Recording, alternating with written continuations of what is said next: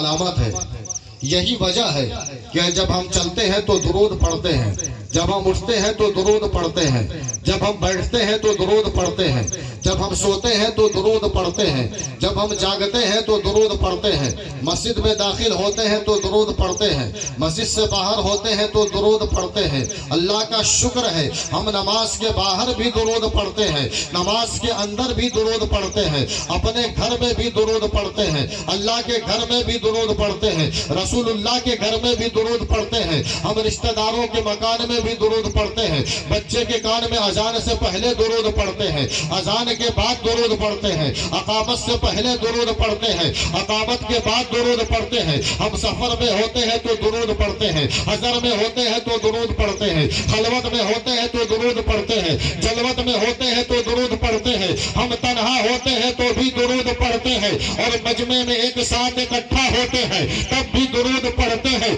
جب ہم نے درود پڑھنا شروع کیا، درود کی کثرت کی، ہم پہ فتویٰ لگا دیا گیا اتنا درود پڑھنا شرک ہے، اتنا درود پڑھنا بدعت ہے، اتنا درود پڑھنا حرام ہے، اتنا درود پڑھنا ناجائز ہے. لیکن سنیوں قربان جاؤ، جب فتویٰ لگایا وہابیوں نے تو قلم اٹھایا اعلیٰ حضرت نے. اعلیٰ حضرت عظیم البرکت امام اہل سنت قلم اٹھاتے ہیں اور فرماتے ہیں اے دادانو، اے نجدیوں، ارے تم نے تو چند درود پر پابندی لگائی ہے، مگر لو اب احمد رضا لکھتا ہے کعبے کے تجرد بجا تم پہ کروڑوں درود، طیبہ کے شمس الضحیٰ تم پہ کروڑوں درود.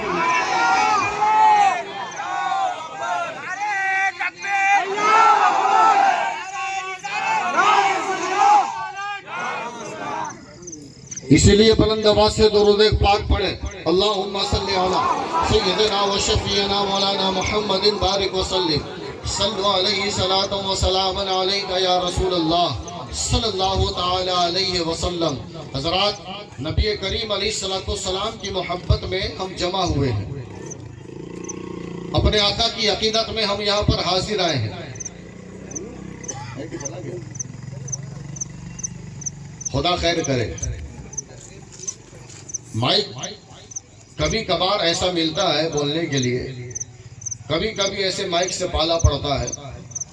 مائک پہ تھوڑی دیر بولنے کے بعد میں اس نتیجے پہ پہنچا ہوں کہ اگر تھوڑی دیر اور بنے رہا تو پھر میرا کچھ نہیں بننا ہے، پھر یہاں سے میں نہیں میری میت جائے گی.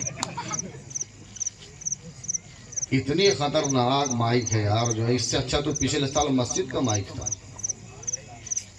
بہت شاندار مائک تھا، مسجد کا ہی تھا بھلے لیکن بہت اچھا مائک تھا. یہ تو بہت ہی ڈینجر ہے. بہرحال اعلیٰ حضرت عظیم البرکت امام اہل سنت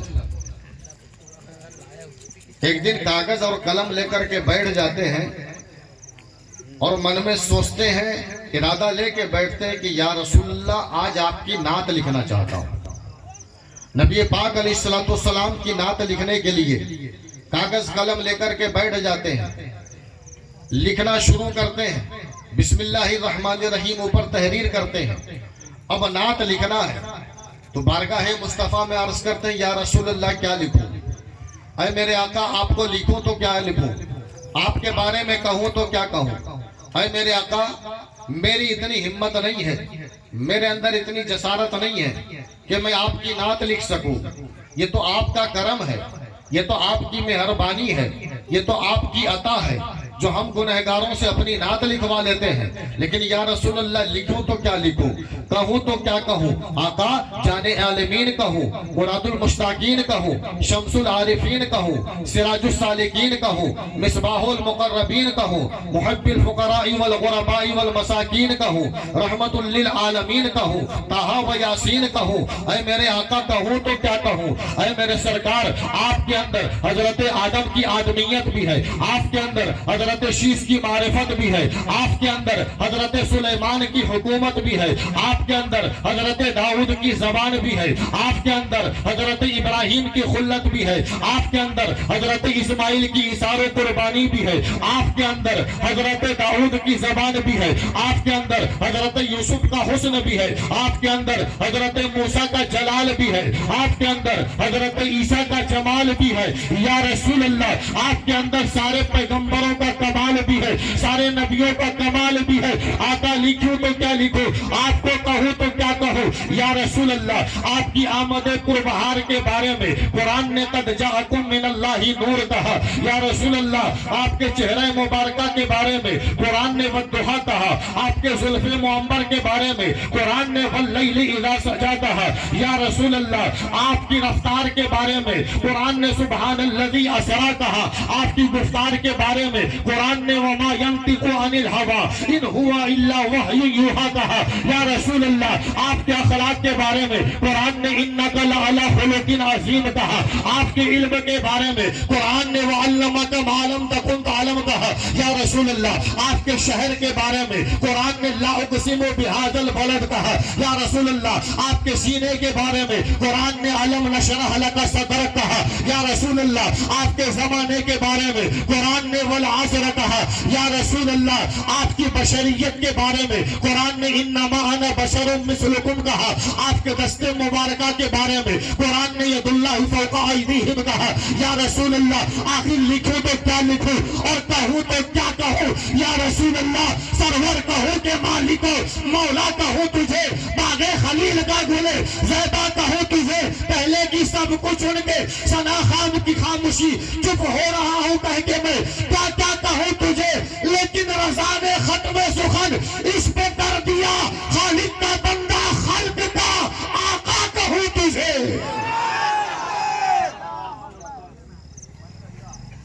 ایسی خاموشی سے کہو گے نا تو پھر پھول ہی ڈالیں گے اوپر۔ ہاں، ایسی خاموشی سے اگر آپ سنو گے تو پھر لاسٹ میں پھول ہی ڈالنا ہے، ساتھ میں کلمہ شہادت کا ورد ہونا ہے۔ میرا مزاج آپ لوگ جانتے ہیں، اور میں خاموشی میں تقریر کرنا نہیں جانتا۔ خاموشی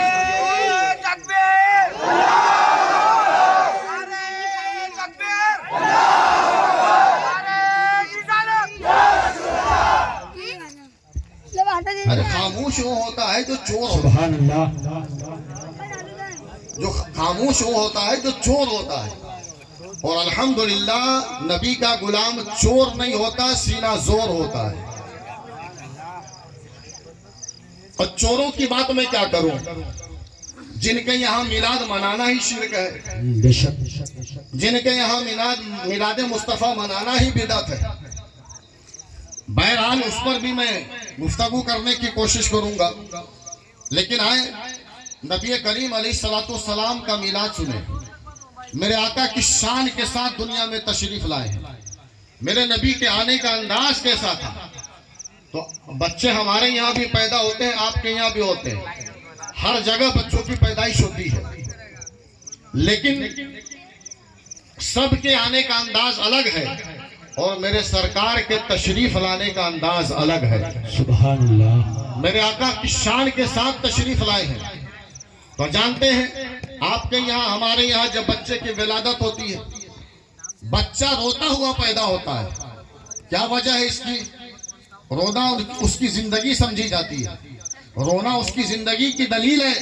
جی اگر بچہ پیدا ہوتے روئے نہ، خاموش رہے، تو گھر میں سناٹا ہو جائے گا، لوگ بھاگ جائیں گے، سوچیں گے یار مردہ پیدا ہو گیا ہے، زندگی اس کے اندر نہیں ہے۔ اس لیے ڈاکٹر الٹا سیدھا کر کے، لیٹا کر کے، ہلا ڈولا کر کے، مار پیٹ کر جیسے تیسے بچے کو رلانے کی کوشش کرتے ہیں تاکہ گھر والے نہ رونے لگ جائیں۔ اس لیے کہ لوگوں کو تصور ہی ہوتا ہے کہ بچہ مردہ پیدا ہو گیا، اور مان لو روتا ہوا بھی پیدا نہیں ہوا، خاموش بھی پیدا نہیں ہوا، اور پیدا ہوتے ہی ہنسنا شروع کر دیا، بتیسی دکھانی شروع کر دی، تب کیا ہوگا؟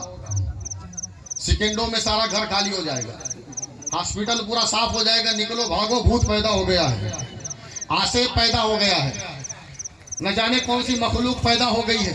پیدا ہوتے ہی ہنس رہا ہے، تو ہنسنے میں بھی بھلائی نہیں ہے، خاموش رہنے میں بھی بھلائی نہیں ہے، رونا اس کی زندگی کی علامت ہے، لیکن قربان جاؤ اپنے آقا پہ۔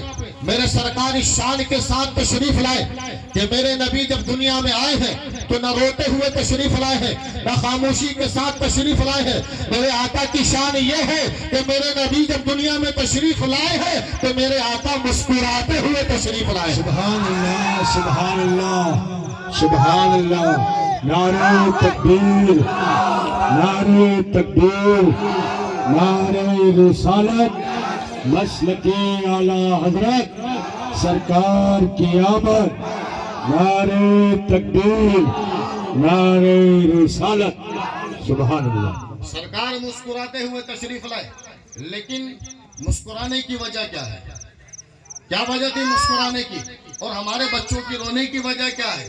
تو فرمایا گیا جب بچہ پیدا ہوتا ہے، کسی کے یہاں بھی پیدا ہو، کہیں بھی پیدا ہو، جو بھی بچہ پیدا ہوتا ہے فطرت اسلام پہ پیدا ہوتا ہے، بے شک اسلام کی فطرت پہ پیدا ہوتا ہے۔ یہی بات شیطان کو ہضم نہیں ہوتی کہ یہ فطرت اسلام پہ پیدا ہو گیا، اگر اس نے اسلام کو اپنا لیا، اسلام کو مان لیا، اسلام کو فالو کر لیا، اسلام کی باتوں پہ عمل کر لیا، میرا ایک دشمن تیار ہو جائے گا جو مجھے ہمیشہ پریشان کرتا رہے گا، مجھے تکلیف دیتا رہے گا۔ اس لیے شیطان اس بچے کے پیٹ میں اپنا خونی پنجہ گڑا دیتا ہے، خونی پنجہ چبو دیتا ہے، جس کی وجہ سے بچے کو تکلیف ہوتی ہے اور بچہ رونے لگتا ہے، چیخنے لگتا ہے، بلبلانے لگتا ہے۔ ہم تو آپ سمجھتے ہیں کہ بچہ رو رہا ہے، رونا اس کی زندگی کی علامت ہے، مگر آپ کو کیا معلوم ہے بچہ کس ماحول سے گزر رہا ہے، بچہ کن چیزوں کا سامنا کر رہا ہے، اس پر کیا گزر رہی ہے، کس وجہ سے رو رہا ہے۔ تو بچہ اس وجہ سے روتا ہے کہ شیطان اپنا خونی پنجہ اس کے پیٹ میں چبو دیتا ہے، تکلیف کی وجہ سے روتا ہے۔ اس لیے حکم دیا گیا ہے کہ جب بچے کی پیدائش ہو تو اس کے کان میں اذان پڑھی جائے، سبحان اللہ۔ بچے کی ولادت ہو تو اس کے کان میں اذان پڑھی جائے، اس لیے کہ جہاں تک اذان کی آواز جاتی ہے وہاں تک شیطان نظر نہیں آتا ہے۔ سبحان اللہ، بے شک جہاں تک اذان کی آواز جاتی ہے وہاں تک شیطان نظر نہیں آتا ہے۔ اس لیے حکم دیا گیا فوراً اذان پڑھو تاکہ شیطان وہاں سے بھاگ جائے اور بچہ تکلیف سے نجات پائے، رونا بھول جائے۔ لیکن میرے نبی تشریف لائے تو سرکار روتے ہوئے تشریف نہیں لائے۔ میرے نبی آخر روتے ہوئے کیسے تشریف لاتے؟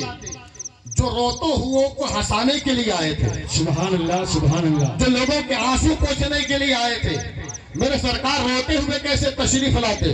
میرے آقا نہ خاموشی کے ساتھ آئے، نہ روتے ہوئے آئے، بلکہ مسکراتے ہوئے تشریف لائے، اس لیے کہ اللہ نے میرے نبی کو محفوظ رکھا ہے، ہر جگہ اللہ نے محفوظ رکھا ہے۔ اور شیطان ہر ایک کی شکل بنا سکتا ہے لیکن میرے نبی کی شکل نہیں بنا سکتا، اس لیے میرے نبی نے ارشاد فرمایا جس نے مجھے خواب میں دیکھا گویا کہ اس نے مجھے ہی دیکھا۔ اس لیے کہ شیطان سب کی شکل بنا سکتا ہے لیکن میری شکل کبھی نہیں بنا سکتا ہے۔ سبحان اللہ، سبحان اللہ، سبحان اللہ۔ نبی پاک علیہ الصلوۃ والسلام مسکراتے ہوئے آئے، سرکار مسکراتے ہوئے دنیا میں تشریف لائے، آقا تشریف لے آئے حضرت آمنہ کے گھر میں۔ حضرت آمنہ فرماتی ہے جب میرے بچے کی ولادت ہونے والی تھی، جب میرے بچے کی پیدائش ہونے والی تھی، جب میرے گھر میں بچے کی ولادت ہونے والی تھی، حضرت آمنہ فرماتی ہے میرے گھر میں جو چراغ تھا دھیرے دھیرے گم ہوتا جا رہا تھا، اس کی بتی گل ہوتی جا رہی تھی، اس کا تیل ختم ہوتے جا رہا تھا، میں پریشان تھی، میں یہ سوچ رہی تھی کہ کہیں ایسا نہ ہو کہ بچے کی ولادت کے وقت اندھیرا ہو جائے، اندھیرے کا سامنا کرنا پڑ جائے، مصیبتوں کا تکلیفوں کا سامنا کرنا پڑ جائے۔ حضرت آمنہ پریشان تھی، آپ فرماتی ہے کہ میں یہی سوچ کر کے پریشان تھی، لیکن جیسے ہی ولادت کی گھڑی آئی، ولادت کا وقت آیا، اللہ تبارک و تعالیٰ نے کرم فرمایا، اللہ نے فضل فرمایا، اور جیسے ہی پیدا ہو کر کے میرا بچہ میری گود میں آیا ہے، اللہ تبارک و تعالیٰ نے مجھ پہ فضل فرمایا ہے، اور میں نے دیکھا کہ میرے بچے کے جسم سے نور نکل رہا تھا، اور اس نور کی روشنی سے سارا گھر جگمگا گیا تھا، سارا علاقہ جگمگا گیا تھا۔ آپ فرماتی ہے اس نور کی روشنی میں نے ملک شام کے محلات دیکھ لیے تھے، میں نے مشرق کو بھی دیکھ لیا تھا، میں نے مغرب کو بھی دیکھ لیا تھا۔ اعلیٰ حضرت عظیم البرکت امام اہل سنت کی نظر جب اس پہ پڑتی ہے تو بریلی کے تاجدار پکار اٹھتے ہیں، صبح طیبہ میں ہوئی بٹا ہے بارہ نور کا، صدقہ لینے نور کا، آیا ہے تارا نور नारे तकबीर, नारे तकबीर, नारे रिसालत, मसलके आला हजरत, सरकार की आमद, सरकार की आमद, दिलदार की आमद, यासीन की आमद, नारे तकबीर, नारे रिसालत, सुभान अल्लाह। हज़रात मोहतरम, नबी पाक अलैहिस्सलाम पूरी शान और शौकत के साथ हजरत आमना की गोद में है। नबी पाक अलैहिस्सलाम पूरी नबूवत और रिसालत के साथ हजरत आमना की गोद में जलवागर है, लेकिन सरकार का बचपना है, अभी विलादत हुई है, अभी दुनिया में तशरीफ लाए हैं। सरकार अपनी जबान से कुछ बोलते नहीं।